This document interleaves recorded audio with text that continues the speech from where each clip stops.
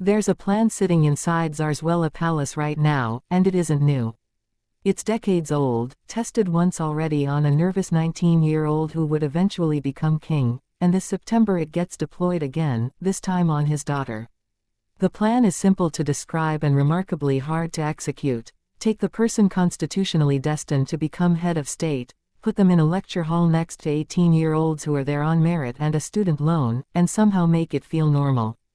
Not normal for the cameras. Normal for the classmate sitting next to her taking notes.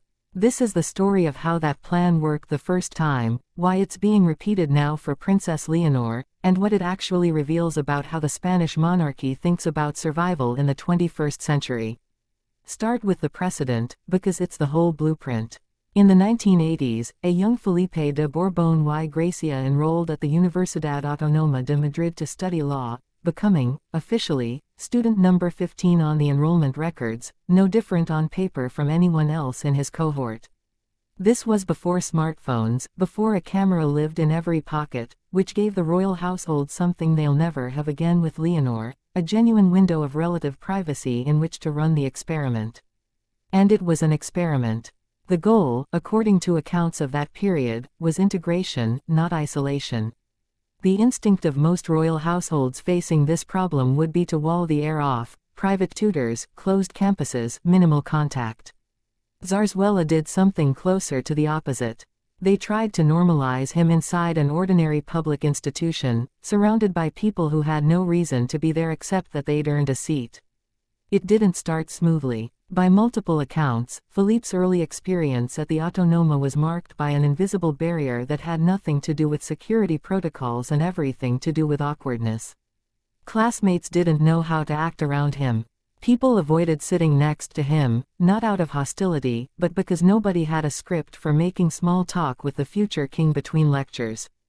The breakthrough, such as it was, came gradually, and reportedly came from Felipe himself choosing simplicity over ceremony inside the walls of the faculty, even while formal protocol still governed every official appearance he made outside it. Over time, the ice broke. He became, by the accounts that exist, something closer to an actual participant in student life rather than a royal guest appearance in it. That's the model Zarzuela is reaching back for now, and the reason is straightforward. It's the only version of this experiment that's ever been tried with this family, and it's the only one anyone can point to as having worked. On April 27 of this year, the royal household made it official. Princess Leonor will study a 4-year degree in political science at the Universidad Carlos III de Madrid, starting in the third term of 2026, this coming September. And the framing the palace put around that announcement matters as much as the announcement itself. According to reporting that followed the official statement, the decision to attend a public university was Leonor's own, made in line with her parents' views, and both Felipe and Letizia are themselves products of public higher education, Felipe at the Autónoma, Letizia earning her journalism degree at the Universidad Complutense de Madrid before she was ever royalty at all. The choice of Carlos III wasn't presented as an aesthetic one.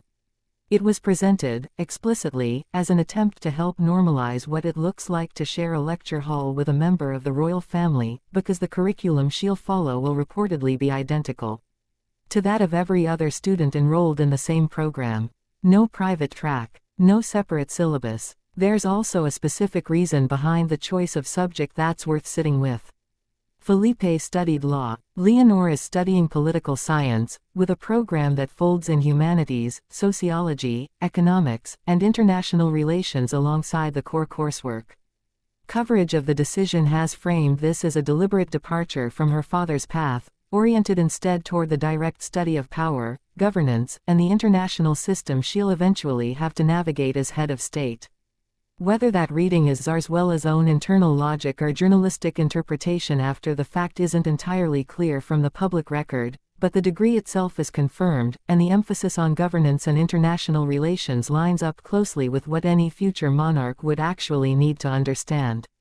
None of this happens in a vacuum, though, and this is where the plan gets harder than it was in the 1980s. Felipe had the luxury of a slow news cycle and no camera phones.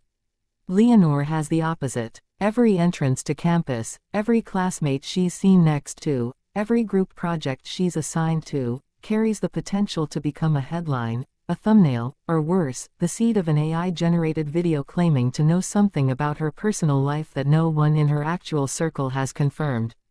That tension, between wanting her to have something resembling an authentic university experience and the reality that authenticity is nearly impossible under that level of scrutiny, is the real challenge Zarzuela is trying to solve, and it's one Felipe himself never had to face in quite the same way.